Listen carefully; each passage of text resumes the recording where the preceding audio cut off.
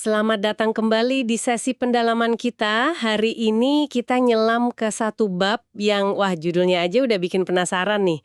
Dari buku klasik ya, The Art of Public Speaking, tahun 1915. Bab XXX, Riding the Winged Horse, atau kalau di kita, menunggangi kuda bersayap. Kuda bersayap ya. Kedengarannya puitis banget. Iya kan, langsung kebayang Pegasus gitu ya. Padahal biasanya kalau ngomongin public speaking kan yang kepikiran itu logika, struktur, fakta, data, pokoknya yang apa ya, yang kokoh gitu. Yang membumi lah ya. Nah betul, tapi bab ini justru ngajak kita terbang, pakai kekuatan imajinasi. Jadi misi kita nih di eksplorasi kali ini kita mau coba bongkar. Gimana sih caranya imajinasi yang mungkin sering dianggap, itu mah cuma hiasan aja atau selingan, ternyata malah bisa jadi semacam mesin pendorong yang kuat banget buat pembicara. Kayak mesin turbo gitu ya. Anggapnya ya cuma fantasi, lamunan, nggak ada gunanya buat hal serius. Betul, ngayal aja gitu. Padahal, ini ngutip Isaac Disraeli di awal bab. Katanya ada dua ranah besar kejeniusan manusia. Penalaran sama imajinasi. Nah, bab ini nggak bilang imajinasi itu lawan logika. Justru mitra. Oh, mitra kognitif ya? Bukan musuh bebuyutan. Persis. Jadi bukan sekedar bunga-bunga pikiran, tapi ini alat mental yang ya punya fungsi penting. Gitu. Oke. Menarik cara ngelihatnya sebagai alat mental. Nah, kalau gitu mari kita gali lebih dalam. Waktu bab ini ngomongin imajinasi buat pembicara, apa sih sebenarnya yang dimaksud? Saya nangkapnya kayaknya nggak satu jenis aja deh imajinasi itu. Ada pembedaannya ya di awal? Tepat sekali. Penulisnya mulai dengan konsep yang dia sebut imajinasi reproduktif. Ini pada dasarnya kemampuan pikiran kita buat manggil lagi atau ya mereproduksi kesan-kesan indrawi yang pernah kita alami. Manggil lagi, maksudnya gimana tuh? Ya, apa yang pernah kita lihat, kita dengar, kita rasain di lidah, kita cium baunya, atau kita sentuh. Semua itu bisa kita hadirkan lagi di kepala. Walaupun sumber aslinya udah nggak ada. Oh, jadi kayak muter rekaman di otak gitu ya? Rekaman pengalaman indera kita? Nah, bisa dibilang gitu. Kayak memori, tapi aktif. Bukan cuma nyimpen, tapi bisa muter ulang pengalaman sensoriknya. Paham. Terus, seberapa jelas gambaran yang muncul lagi, ini ya beda-beda ya. Bab ini bilang tergantung dua hal. Pertama, seberapa kuat kesan aslinya waktu itu. Makin intens, makin gampang diingat. Masuk akal? Kedua, ya tergantung kekuatan reproduktif pikiran orangnya juga. Ada kan orang yang gampang banget ngebayangin ulang, ada yang agak susah. Tapi intinya, kemampuan dasar ini tuh semua orang normal punya. Oh, jadi bukan bakat khusus gitu ya? Bukan. Ini bagian dari cara kerja otak kita aja. Oke, jadi ini kayak pas kita tiba-tiba ingat lagi suara ketawa teman lama atau nyium bau masakan ibu padahal lagi jauh gitu ya? Ini yang kita pakai tiap hari tanpa sadar dong. Betul sekali. Nah, bab ini terus ngasih contoh spesifik soal citra visual. Dia ngutip Francis Galton soal pengamatannya ke orang Prancis zaman dulu. Gimana tuh kaitannya sama imajinasi reproduktif? Oh iya, Galton itu. Saya baca sekilas, katanya orang Prancis visualisasinya kuat ya? Ya, jadi si Galton ini ilmuwan Inggris, dia ngelihat orang Prancis itu kayaknya jago banget visualisasi. Buktinya, katanya kelihatan dari cara mereka bikin upacara yang megah tapi teratur, terus taktik militernya, kecerdikan teknisnya, sampai cara ngomongnya yang jelas dan tajam. Cara ngomongnya juga. Iya, Galton bahkan nyorot frasa yang sering mereka pakai, figurez-vous, yang artinya kan bayangkanlah oleh Anda. Seolah-olah cara mikir dan ngomong mereka tuh dominan lewat gambar di kepala. Wah, menarik. Figurez-vous. Jadi kayak ngajak lawan bicara buat ngelihat bareng gitu ya? Mungkin gitu ya interpretasinya. Nah, signifikansinya buat kita apa? Ini nunjukin betapa kuatnya imajinasi visual, salah satu bentuk imajinasi reproduktif tadi, bisa jadi alat berpikir. Kemampuan ngelihat sesuatu dengan jelas di kepala, itu bisa ngaruh ke cara kita ngerancang, ngerencanain, bahkan cara kita ngomong. Jadi bukan cuma ingat gambar, tapi make memory visual itu secara aktif ya. Pengamatan Galton ini kayak studi kasus kecil gitu dong ya, gimana satu jenis imajinasi, visual, bisa dominan banget. Seringnya kita kan fokus ke kata-kata aja ya. Betul. Lupa kalau gambar di kepala itu krusial juga. Dan penulis bab ini nggak berhenti di visual aja. Dia justru ngedorong kita, Anda sebagai pembaca, buat, ya, latihan.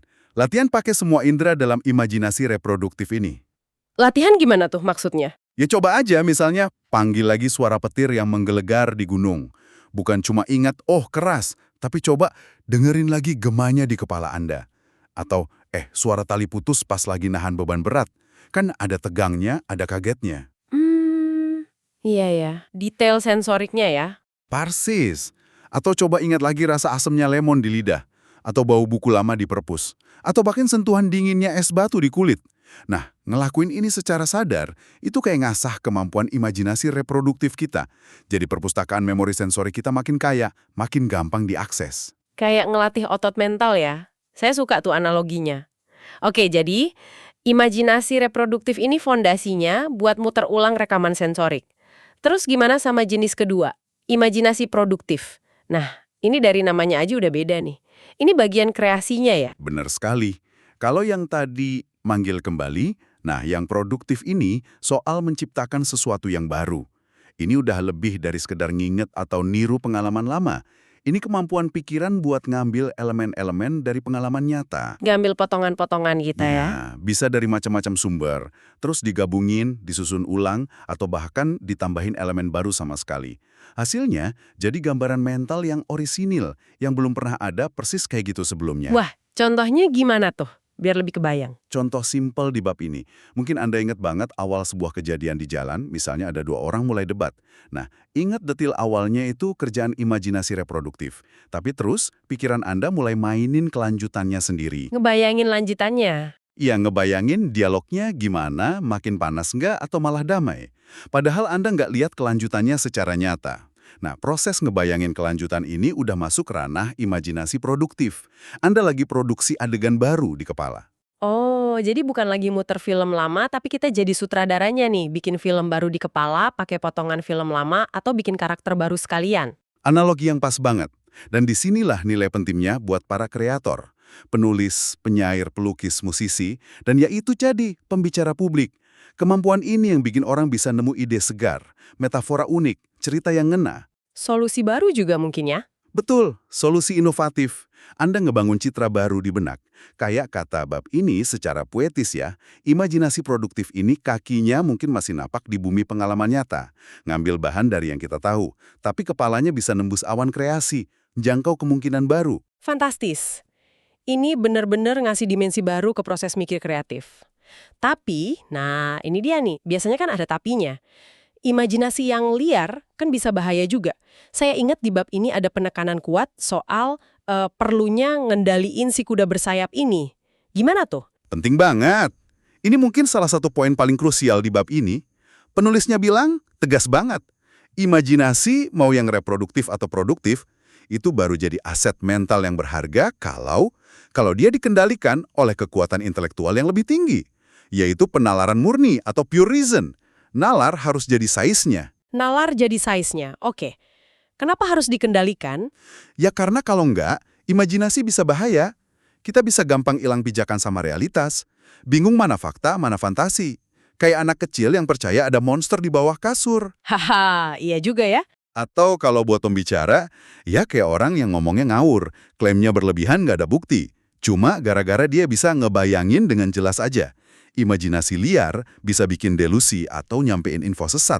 Jadi ada garis tipis ya antara imajinasi yang memberdayakan sama yang menyesatkan. Dan pagarnya itu nalar. Ini ngingetin kita ya, sehebat apapun imajinasi kita, tetap harus diuji logika dan fakta. Tepat. Orang yang pikirannya terlatih, kata bab ini, dia bisa pakai imajinasinya secara aktif. Tapi sadar betul mana produk imajinasinya, mana fakta. Dia bisa nilai keduanya dengan adil. Pakai imajinasi buat memperkaya, bukan buat gantiin kebenaran. Nah, kendali nalar ini yang bedain imajinasi jenius sama lamunan pemimpi. Nah, pertanyaan praktisnya nih sekarang. Gimana kita sebagai pembelajar atau calon pembicara bisa manfaatin kedua jenis imajinasi ini secara konkret? Gimana caranya nunggangin kuda bersayap ini biar efektif pas ngomong di depan umum, tapi nggak kelempar atau nyasar? Nah, bab ini ngasih panduan praktis yang oke banget. Dibagi jadi 2 fase. pas persiapan pidato sama pas penyampaiannya. Kita lihat dulu ya yang tahap persiapan. Oke, siap. Pertama, visualisasikan audiens Anda. Ini bukan cuma sekedar tahu demografinya siapa, tapi coba bayangin muka mereka di ruangan. Gimana kira-kira ekspresinya pas dengerin kita?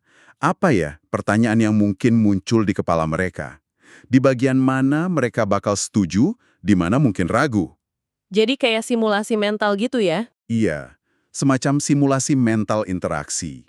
Dengan ngelihat audiens dan reaksi potensialnya, kita bisa antisipasi kebutuhan mereka, siapin jawaban buat sanggahan, nyesuaiin bahasa biar lebih kena. Jadi kayak main catur mental sama audiens imajiner kita ya, baca langkah mereka sebelum ketemu beneran. Bisa dibilang gitu. Kedua, visualisasikan kesuksesan Anda. Ini mungkin kedengeran klise ya, tapi bab ini nekenin. Sebelum naik panggung, coba luangkan waktu lihat diri Anda sendiri ngomong dengan tenang, pede, efektif. Bayangin Anda kuasai materi, suara jelas, gestur mendukung, audiensnya responsif. Itu beneran ngaruh ya? Menurut psikologi sih iya, walaupun istilahnya belum populer ya tahun 1915, latihan visualisasi positif ini bisa bangun pede dan kurangin deg-degan. Kayak ngeprogram pikiran buat sukses. Oke, masuk akal. Terus yang ketiga? Ketiga, citrakan ide-ide Anda. Ini berguna banget apalagi buat konsep yang abstrak atau rumit, pakai imajinasi buat ngeliat ide itu dalam bentuk gambar konkret atau metafora visual. Misalnya mau jelasin sinergi, mungkin bayangin dua sungai kecil, jadi satu sungai besar yang lebih kuat. Oh, jadi ide abstraknya dibikin gambar di kepala. Iya, ngelihat ide kayak gini bisa bantu kita nemu kata-kata yang lebih hidup, analogi yang gampang dipaham, atau ilustrasi yang lebih ngena buat audiens. Imajinasi bantu ngerjamin abstrak jadi konkret.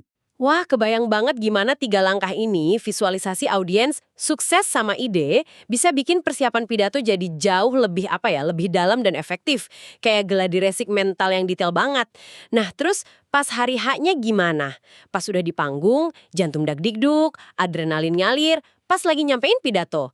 Gimana imajinasi main di situ? Nah, justru di momen krusial ini, pas semangat pidato, passion atau abandon kata bab ini, mulai nguasain kita, imajinasi jadi alat penyampaian yang super kuat. Bab ini bilang, pembicara efektif itu masuk mode visi. Dia nggak cuma ngucapin kata, tapi dia ngeliat dan ngerasain apa yang dia omongin. Mode visi, gimana tuh caranya? Ada beberapa teknik nih yang disaranin. Pertama, citrakan kembali emosi masa lalu. Maksudnya, kalau mau nyampain pesan yang emosional, seneng, sedih, marah, simpati, coba panggil lagi pengalaman pribadi Anda pas ngerasain emosi serupa. Hidupkan lagi rasa itu pas ngomong. Jadi kayak minjem emosi dari masa lalu gitu. Bukan minjem sih, lebih ke akses sumber emosi otentik kita sendiri. Biar penyampaiannya tulus, nggak akting palsu. Mirip kayak aktor metode gitulah. Wah, ini dalam nih. Perlu keberanian buat gali emosi sendiri ya. Betul. Kedua, rekonstruksi adegan dalam imaji. Kalau Anda lagi deskripsiin tempat, kejadian, atau cerita, jangan cuma ngandelin ingatan fakta doang. Bangun lagi citra visualnya, suaranya, baunya, rasanya. Secara detail di kepala Anda pas lagi ngomong. Sambil ngomong, sambil ngebayangin. Iya, lihat lagi pemandangannya. Dengar lagi suaranya. Proses rekonstruksi mental ini otomatis bikin deskripsi Anda jadi lebih hidup, kayak detail, spesifik. Audiens jadi kayak ikut ngeliat dan ngalamin. Kayak jadi proyektor mental ya. Kita proyeksiin gambar di kepala kita, lewat kata-kata ke kepala audiens. Analogi yang pas. Ketiga, citrakan objek-objek alam.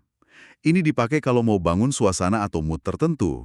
Misalnya, mau suasana tenang, damai, bayangin hutan sunyi atau danau tenang. Mau suasana ngeri, kacau, bayangin badai dahsyat.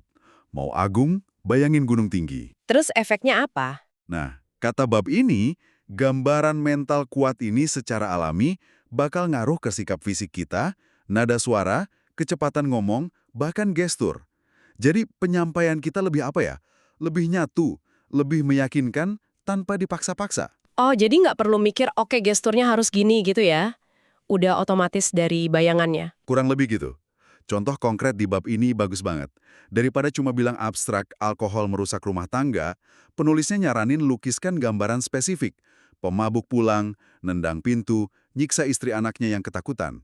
Gambaran konkret dari imajinasi ini jauh lebih nampol buat audiens. Iya, kebayang banget bedanya. Lebih kena emosinya ya, luar biasa. Jadi imajinasi di sini fungsinya kayak mesin internal ya yang ngasilin ekspresi eksternal yang otentik dan kuat. Dia jembatan antara ide di kepala sama pengalaman yang kita kasih ke audiens. Tepat sekali. Ini benar-benar nguatin ide dasar buku ini kalau public speaking itu ekspresi diri yang utuh. Persis. Imajinasi, kata bab ini, itu jembatan vital. Jembatan antara pikiran logis dan perasaan emosional kita. Jembatan antara pembicara dan audiens, biar nyambung gitu. Dia ngasih darah dan daging ke kerangka logika dan fakta. Bikin ide yang mungkin kering jadi hidup, gampang dicerna, nempel. Setelah kita gali semua ini, jadi jelas banget ya inti dari bab menunggangi kuda bersayap ini. Si imajinasi kuda bersayap itu ternyata bukan sekedar fantasi liar atau hiasan aja. Kalau kita paham, kita latih, dan yang paling penting kita kendalikan pakai nalar, wah ini jadi alat strategis yang kuat banget. Betul banget. Bab ini berhasil banget ngebongkar mitos kalau public speaking itu cuma soal nyampein info terstruktur. Lebih dari itu, ini soal menciptakan pengalaman buat pendengar. Nyentuh pikiran sekaligus perasaan mereka. Nah, make imajinasi secara sadar dan terarah itu salah satu kunci utamanya. Bikin ide jadi konkret, emosi jadi terasa, pesan jadi nggak gampang lupa ya. Tepat. Ini benar-benar ngubah cara pandang sih soal persiapan dan penyampaian pidato. Nah, sebagai penutup nih, buat eksplorasi kita kali ini, ada satu pertanyaan reflektif buat Anda bawa pulang. Ini terinspirasi langsung dari bab XVII ini. Mengingat betapa kuatnya imajinasi ini, tapi juga pentingnya kendali nalar, gimana caranya Anda bisa secara aktif mulai ngelatih dan make kedua jenis imajinasi ini, yang reproduktif sama produktif, dalam komunikasi Anda sehari-hari atau pas siap-siap ngomong di depan umum. Tantangan yang bagus. Dan lanjutannya nih, gimana Anda bisa mastiin kalau nalar dan tujuan pesan Anda itu tetap jadi size yang kuat yang ngendaliin si kuda bersayap ini. Jadi imajinasinya ngelayanin pesan Anda, bukan malah bikin Anda terbang ngawur nggak tentu arah. Cari keseimbangannya itu ya. Iya, nemuin harmoni antara kekuatan imajinasi dan kendali nalar ini kayaknya itu seni tersendiri ya. Seni yang layak terus diasah sama siapa aja yang pengen komunikasinya lebih efektif dan lebih berdampak. Setuju sekali. Oke deh, terima kasih banyak sudah menyimak sesi pendalaman kita kali ini. Semoga ada manfaatnya ya. Sampai jumpa di penjelajahan kita berikutnya.